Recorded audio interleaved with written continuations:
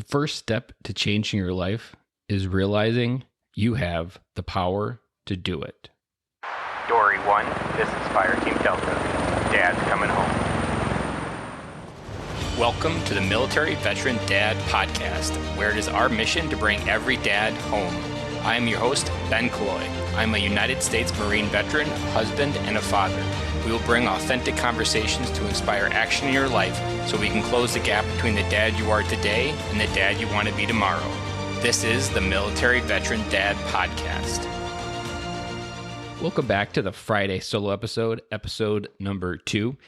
We are still looking for a name for this series in the podcast. So if you have an idea based on these topics that we're talking about and you want to drop the idea of what we could call this segment on the show, go ahead and drop me an email at ben@militaryveterandad.com. And again, that's ben@militaryveterandad.com. You can drop me on Instagram, Ben Killoy, on Facebook, or on Twitter at Ben Killoy as well. If you're not following my other socials, go ahead and drop over there if you want to get a little bit of a glimpse on the back end of my life. Today's episode is the first step to changing your life and what that is. And it sounds like a cliche, and it is a cliche, that the first step to change your life is that you have the power to change it yourself. And I think this was something really hard for me because I never really grew up thinking that I could make my own choices. And it just really wasn't that's not just how my mind perceived my life as I was building it, that I felt like I was always on someone else's path. And some of that comes from school because you are on someone else's path and you're going through this program that is set up for you and you have to do it without choice and you don't get freedom until later. But you really don't fully respect that freedom when you're 17 and 18 years old. And then fast forward, you join the military where you lose more freedom. You actually don't have a lot of rights to choose your own path. You are told you need to report here at this time. And by the way, if you're not there, you're MIA or you're tardy. All of that leads into this idea that we sacrifice the power to really do and drive our life in some new direction. Turn that around, and if you're a military dad, think about how many times your kids are doing the exact opposite of what you want them to do. Think about how many times you're just like, damn, why can't they just listen? I tell you, it's probably weekly here at my household, and sometimes daily, depending on how our morning routine goes out the door to get to school. But all of those things kind of reinforce this limiting belief that we don't have the power to change our life. But so much can come from the recognition that we do have the power to change our life, that we do have everything inside already to create an amazing life. There are opportunities for growth that are so abundant outside of yourself to grow who you are today, to become a better human being, to become a better dad, to become a better husband. You have all of that inside already.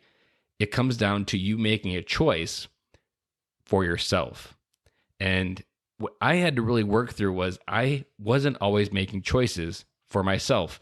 For most of my life, I was always making choices for other people's happiness, to make them happy, to make them like me, to be friends with them. All of these things were a big pattern of my life. And I had to really, one, recognize the pattern, because you can't really realize and change it if you don't even realize a pattern exists. So you have to recognize a pattern exists. Second, you have to then conceptually start recognizing the triggers that keep you in that pattern. Sometimes you can, maybe you have a great day and you get out of that pattern, but then bam, right back in. It's kind of like a diet. You start off with all the good ideas, all the good energy. This is going to be it. And then just one bad day, you're right back on that pattern. You don't really realize that you aren't making choices for yourself. You're making choices for others. And just in the past few months, I've really been diving into this idea that until we make choices for ourselves internally to make our life better, not for anybody else, but to really make a stronger you and me by ourselves, we really can't show up for people around us. It's kind of like showing up to the party with a glass half full and then expecting to pour into others with whatever they need and then running and wondering why you ran out early. You can't do that if your internal cup is not full. Another thing that shows up is sometimes if you've heard the idea, and I'm sure you have, of unconditionally loving people. Your wife, your kids, all of these things are talked about and they're general topics discussed in marriage. And often it's reasons why marriages don't work probably is because they'll say that I just can't unconditionally love this person. But recently I really got this advice given to me that you can't unconditionally love someone else until you unconditionally love yourself. I want to say that again.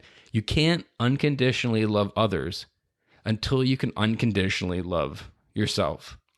And let's dissect that a little bit. To unconditionally love yourself, what does that mean?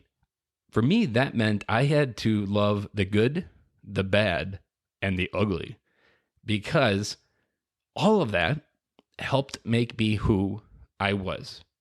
I could easily wish I could snap my fingers and remove all the pain in my life, all those moments where I was sad, where I was frustrated, where I was alone, where I didn't have friends. But all of those moments, all of those pains made me stronger of a person today. All of it. I am a better friend now because I didn't have friends before. And if I had friends before, there's no way in hell I would have appreciated the friends that I have now or showed up as a better friend to them because I am a stronger person now because I went through those trials. And you really have to focus on loving those trials.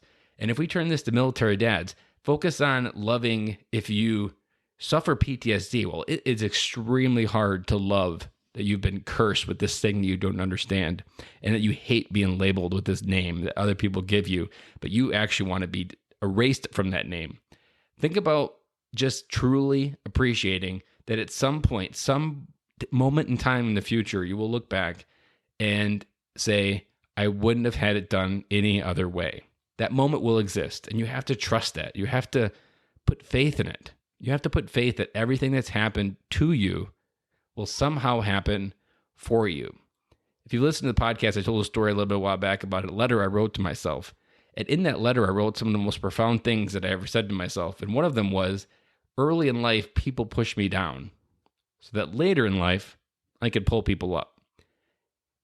And what that meant to me was that everything that happened so that now I am a stronger leader, a friend, a father, a husband, because I was that guy pushed down. I am a much more empathetic person because my emotions are stronger because of those things that I went through. And if I had not gone through that, I wouldn't be there. My grandmother was my first best friend. She was at the end of our driveway on the farm. She was there when I got off the bus. She was there in the summer. I was down there making pies. I was right there the entire time. And growing up with my grandmother, that brought out a lot more in me that wouldn't have come out in any other way. I'm convinced it's why I am an extremely lovable person, that I give love freely and I can pour it into others. And also, I'm a little bit more emotional in touch with my emotions because I was around a woman. And she was my first best friend. Like, she taught me a lot about life. I didn't have to earn her love. It was always there. It was like this warm emotion that I could go towards, and it was always there. It was like a warm cookie that was always ready to be eaten, no matter what time of day. It was always there. All of that happened because it needed to. I am the person who I am today, and I have to love exactly everything that's happened. And the most important part of this that you really have to frame, everything that's happened because of some choices that we make, which is something we don't often like to acknowledge. That it's almost like when we join the military, that it's going to be rainbows and unicorns. It's not rainbows and unicorns, but somehow that's a lie that I am told myself even, that it's going to be easy. These are things that we signed up for. These are events that we stepped into. And we need to appreciate everything that event taught us, the good, the bad, and the ugly. We need to be able to look at all of it and love it. Because when we look at it through just a pure love that it happened, a pure love for the people around us, a pure love for the people that's brought to us. Even if you maybe you're divorced listening to this and you have kids, whatever happened, whatever choices happened, it still brought you amazing little kids and human beings that look up to you as their hero. That gift still came from something that was now maybe you view as horrible. That bright spot is still there. And so you have to find a way to love even the ugliness of a divorce in order to be able to go through and truly love yourself. Because until you can love yourself, you're always going to have this need to fill your bucket externally from others around you. And it never works. You can't seek external validation in your life, because when you do, the math just doesn't work out. You can't go to other people. It may work out for a little bit, but the cards are always going to be against you. That you need to be able to find a way to wake up every day and appreciate and love everything that's happened to you, and then just wait for that moment. I've talked a couple of times in the podcast that life is like a 1,000-piece Snap-on toolbox. Everything that happened in the military, your childhood, all of it, it's a wrench that's extremely special to utilized. It's for that one nut on the card that you don't even know exists. But man, when you need that wrench, you're like, damn, that wrench was exactly what I needed. But you won't know that until that wrench is needed. That's what our life experiences are about. So let's circle back to the title of this podcast. The first step to change your life is to recognize that you have the power. If you want to start making new choices, create new events, to create new impact with what's happened to you, you have the individual choice to do that. I had the individual choice to start waking up at 5 a.m. to try to start doing something about my health. There was nobody else that was holding me back except myself.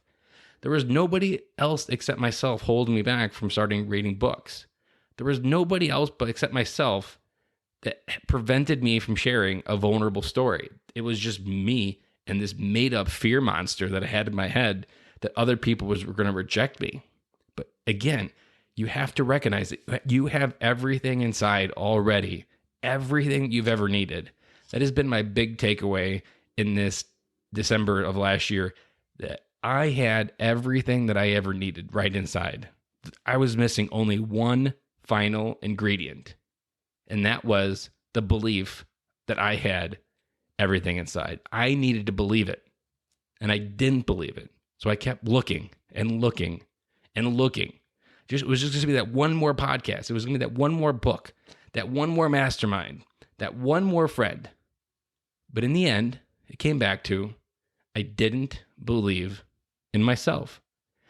And that belief is actually my new 2020 word, belief. It will be something that I continue to breathe into my heart, to continue to meditate on, because that word is going to completely change my life, because I am going to execute on what I've always had, everything inside, the love, the power, everything I've wanted to create was already inside.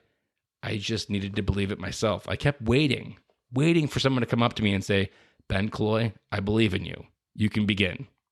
That person never came. It never will. You get people that say you're good and that you're doing good stuff, but you'll never really get that person that gives you the permission to go. The only person that can give you permission to go is you. And you have the first step. You can take that first step towards any direction you want, any direction.